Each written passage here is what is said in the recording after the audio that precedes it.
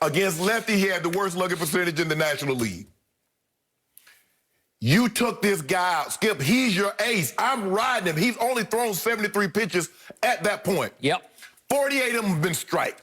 Whew. He's going 90 pitches. And see, this is where analytics are starting to ruin baseball, because the analytics says the third time through, hitters have a better chance against the pitch. Well, you're going to have to show me. Yep. Make me out of a liar. And this is the same thing happened in football, Skip. Remember, this is Seattle all over again. Because in the regular season, beast mode had been stopped on the goal-to-go situation 5 times. But you didn't look at what you had saw in the game. He was running wild. And that's the same thing to Kevin Cash. Kevin, just watch the game. I understand what you had done in the regular season. I understand what you had done in the earlier rounds. But not in this moment. I'm getting to a Game 7. Yep. He's going to get me to a Game 7. Skip, that's my horse. The guy's a Cy Young winner. He was throwing 2018. Yep. Skip, he's throwing 97, 98 high. Yep. He's painting corners. He's painting a masterpiece at the plate. And you remove him for what? For the guy that you placed him with. He had given up a run in 6 consecutive postseason games. You do that? Skip, is the biggest managerial mistake in World Series history. Now, I only go back until I can remember 77. That's as far as I go back, Skip. But it's hard-pressed for me to believe. Maybe something happened in 1903 or 1908, 27, 39. Maybe it happened then. But from what I can remember, that was the biggest bonehead mistake that a manager has made in World Series history. Skip, you can't do that. This kid, Skip, he's throwing 97, 98. Skip, if his velocity had dropped down, he's low 90s, high 80s. I get it. But not at this moment. The game is too big. I believe Blake Snell gets them to a Game 7. Because you see what happened? As soon as they got him out, they're like, oh, yes. Mookie Betts, Dave Roberts said Mookie Betts looked at him and smiled. And what did he do? I tagged the double. All the Dodgers said they were ecstatic. He said, I couldn't believe it. He's like, oh, they taking him out? They were so relieved. Yes! And Mookie greeted Nick Anderson, who came in, who hadn't allowed a run in his last 6 appearances, but still, is he Blake Snell? No. Skip, Mookie greeted him with a rocket down into the left field corner. The guy had faced 18 batters. Yep. He had struck out 9. He struck out 9 through 4 innings, and nobody has done that in a World Series game since the greatest Dodger pitcher ever, Sandy Koufax, in 1963. That's how long ago that was. And you removed him. Okay, so to your point, allow me to say this, and I know we have a lot of young viewers out there, but trust me on this. The greatest postseason pitcher I ever saw was named Bob Gibson. Yeah. And he recently left this earth. The late, great Bob Gibson. He was my favorite player growing up, my favorite baseball player. I loved Ali, but I loved Bob Gibson maybe more because I love the St. Louis Cardinals. And Bob Gibson, in the World Series, pitched 3 games in 3 World Series, and all but one was a complete game. And in the Yankees in 64, he had 1 8-inning game. Right. Okay? So he pitched 8 out of 9 games. He finished the game. Yes. And he dominated the Red Sox in 67, and he dominated the Tigers in 68 until Mickey Lolich outdueled him in the 7th game at Detroit. Right. But he beat the Yankees in 64. He would just finish the game. You know why he would? Because he was the best player on the field, and you just knew it. He had the most guts. He had the most fire. He was the most competitive, nasty pitcher I ever saw. And they just said, he's our horse. We're just going to ride him home. Right. There are no analytics because he's just better than they are. Right. Last night, Blake Snell was clearly the best player on the field as a pitcher, right? Both teams. Both teams. It was like not even close. Right. He is owning you. You have no chance. You are hopeless, hapless. Either you're swinging and missing or making poor contact. Correct. And even the 2 singles were poorly struck to me. Right. So what evidence do you have that he was hitting the wall or running out of gas? None. This brings me back to Kevin Cash, who was not money last night. And I immediately tweeted. I know you texted, but I tweeted immediately, bad idea. Kevin Cash was not money last night. You can't do that. Kevin Cash, to me, has become a media lightning rod through these playoffs. He's a great interview. I think he got a little full of himself, and he started to think, I'm actually the face of my team. They want to talk to me more than they want to talk to anybody else because we're not that big a star.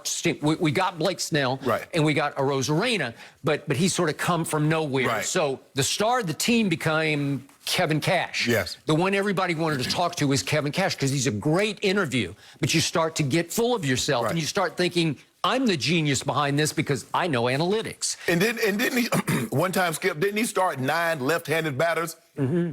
He's that guy. He's full of himself. So this time, he didn't trot out to have a conversation with Blake Snell after allowing a 1-out single to center field. He runs out of the dugout with the cameras on him doing this. Give me the right-hander. And then camera goes to Blake Snell, who utters an expletive because he knew, not again. You can't do that. I don't, Skip, don't do it to that man. I don't know if I'd have came out, Skip. Yeah. I think, hey, let's have a conversation. Let's talk. At least, I agree with you. Kevin Cash should have gone to the mound. Son, how you feel? Yeah. How we doing out Yes. here? Yeah, we're okay. Everybody okay? I ain't coming out. Come on. To me, it felt like you could have left him in for 9 innings, and I'm not sure they might have nicked him for a run somewhere, but I believe you could have won the game because as soon as he left, before I could reach for the keyboard again, it was 2-1 Dodgers. Yes. And it looked like the life and the spirit went out of the Rays. It did. They just looked shell-shocked and dead in the water. You hear him after the game? Yep. They say, I thought he was doing well. I thought he was good. Hey. Well, they said we saw Cy Young, Blake Snell. Yeah. Hey, well, somebody said that, I forget who it was, Skip, said that's the best I've seen him. Kiermaier, Kevin Kiermaier. Yes. After the game. He's dealing. Skip, he looked like Big Unit on the mound last night. I mean, he's 97 up, 97, 98, painting the court. Effortlessly. Yes. John Smoltz was great breaking him down because it's just like, did you see him sweating profusely like Clayton Kershaw does? No. Skip, he threw a breaking ball or a slider to Seager. Seager swung and hit it, took a knee. Yep. That's how bad he had him fooled. I agree. I do have one quibble with you, though. I was there in 2003, Game 6 at Anaheim, Dusty Baker. Oh, yeah, okay, yeah. Okay. I'm sorry, just because that sticks in my personal craw because I was such a Barry Bonds fan. Yes. Barry Bonds was about to get sized up for a ring. And it's what was it? I wrote it down this morning. It's the 7th inning. They're up 5-0 with Russ Ortiz just cruising. And I'm not saying he was Blake Snell because he wasn't. Yes. But he had Anaheim in his back pocket, the Angels. And Dusty went out and said, let me have the ball. And you know the rest of the story. Yep. They roar back to win 6-5, and that forced a Game 7, which they won fairly handily. Right. And Barry Bonds remains ringless. Yes, you're right. Thanks to that decision. And Barry Bonds and the guy Arozarena, what's his name? The outfielder for the Tampa. Randy. Arozarena. Now he had a phenomenal, but what Barry was doing, Skip. They throwing one pitch is out of the park. They just got to the point they said, nah, we done.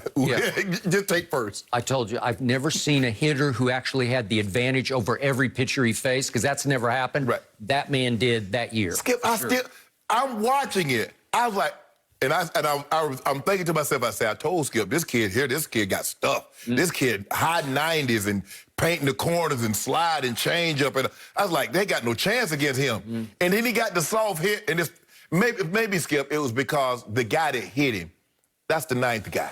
He in the 9th slot. And so you just gave a hit to him, and you've been dealing with Seager, and you done, all these other guys. Yeah, man, no. Yeah. He had on Mookie. He had on everybody. He had. And by the way, speaking of Mookie, this is just me because I'm a big Mookie fan. I know Seager had the stats, had the numbers, but I thought Mookie was the MVP. He made all the big little plays. Well, he definitely should have got the one in the NLCS with those home run robin and those defensive plays that he made. Well, he made them in the World Series, too. And then that home run he hit, that was pretty big because that just sank them. That was the end of them. And, Skip, the play that he made, the ball hit sharply to first, and he beat it to home plate. It's just know-how. It's savvy. It's instincts. He was off at the crack of the bat, and he beat it easily. He did. He probably could have stood up and beat the play. Skip, I don't know what y'all got in return for him, Boston. Yeah. But I think y'all lost that trade. Just signed him. Yeah. So, in the end, last quick thought. I'm happy for Clayton Kershaw because it feels like he's off the hot seat, at least for a little while. Yes. He's had a lot of struggles in the postseason, but he did come up big in this World Series. And I was happy for that team. It seems like a team full of good guys. Well, Skip, when you look at it now, you talk about a guy that has 3 Cy Young, he has an NL MVP, and he has a World Series ring. Woo. That's a pretty impressive resume. Impressive, I do agree. But Blake Snell's got to finish this. Skip, that was a Randy. You remember Randy Johnson? And that was against, if I'm not mistaken, that was against the Yankees. He pitched 2 games and then he came in and got the save. He did. Blake Snell. I was there. I'm riding. I'm riding. I don't care what I don't care what analytics say. And if somebody would have came and handed me an analytics sheet, I would elbow him in the chest. Back up. You see this man dealing? If they had ridden him, I don't know how we'd have a Game 7. But that's a whole nother issue. Skip, fortunately, we don't have to deal with that. I ride him, and if they hit him, I can live with that. Got it. I can't live with the decision I just made. Well, you mentioned Clayton Kershaw. You know, I was tweeted a congrats to Kershaw, LeBron James. He's everywhere. Oh, now he's going to glom on to the Dodgers. On his name. LeBron was happy about the Lakers and the Dodgers. It's a big deal for Galaxy next. For L.A. And I want to say congrats to the Dodgers. We have a lot of colleagues happy this morning. Skip, you might have to start forever rooting for those L.A. teams because the Cowboys' 2-5 season, it might be getting to Jerry Jones. We'll give you the latest details next.